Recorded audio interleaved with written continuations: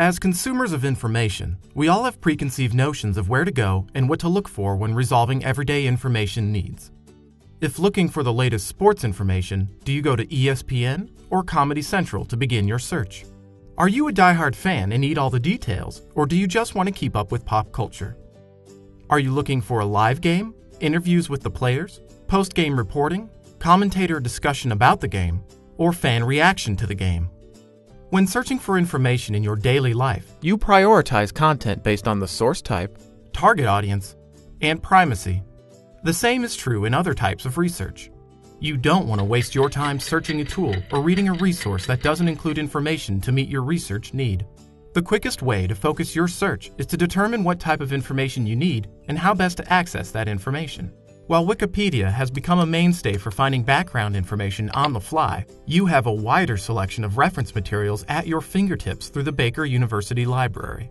Reference resources not only provide background information, but also ways to refine your search, citations to trace, and/or an author who has likely written extensively on the topic. Like Wikipedia, some cover a wide scope of topics, such as the Encyclopedia Britannica or the Oxford English Dictionary. Other reference resources, such as the Black's Medical Dictionary or the International Handbook of Giftedness and Talent, are centered around more focused topics, allowing for entries with more depth. Reference resources are accessible on the Reference tab of the library homepage. When you need more extensive information that places your topic into the big picture, either contextually or historically, searching for books will be useful. While you might not have time to read a book for an assignment, many books include a table of contents and an index that will help you navigate to useful information. You can search for books in the Catalog tab of the website, including both our physical collection and our even larger e-book collection.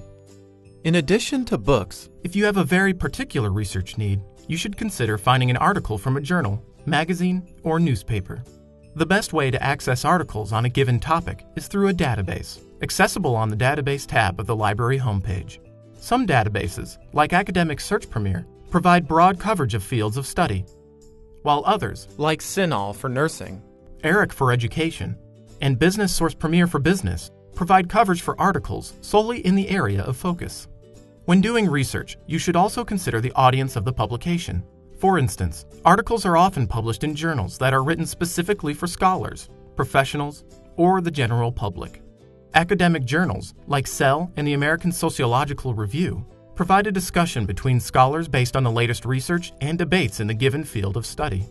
Many academic journal publishers institute a review process by which an article author's peers determine what should be published and if a submission needs to be revised prior to publishing. Trade publications, such as Mathematics Teacher and Leader to Leader, provide guidance to professionals in a given field about how to better accomplish their job responsibilities. Popular magazine and newspaper articles are focused on topics of general interest, including current events. Publications like Newsweek and National Geographic are written by staff writers, but can also include content written by anyone. When searching for articles, the database you're in might give you an option for narrowing results by audience. In addition to resource type and target audience, you should consider the importance of a resource's primacy.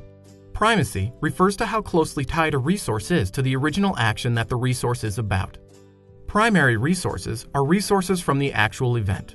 Secondary resources reflect on the event without having a direct tie to the event being researched. A resource that condenses the primary and secondary sources to create a broad understanding of the topic is known as a tertiary source, such as textbooks and reference resources. When researching the Constitutional Convention, the Constitution and the correspondence of delegates serve as primary resources. A scholar might write a journal article analyzing the primary sources that add some new light to the scholarly debate on the event. A textbook article will review the primary sources and secondary sources to write a chapter on the Constitutional Convention.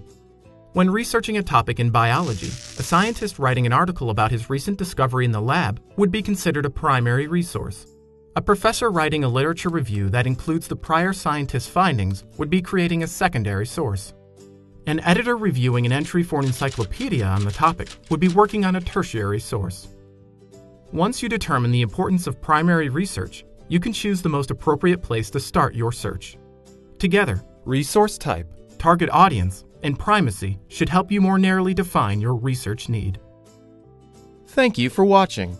Remember, if you have any questions, Baker University librarians are here to help you get the most from your library experience.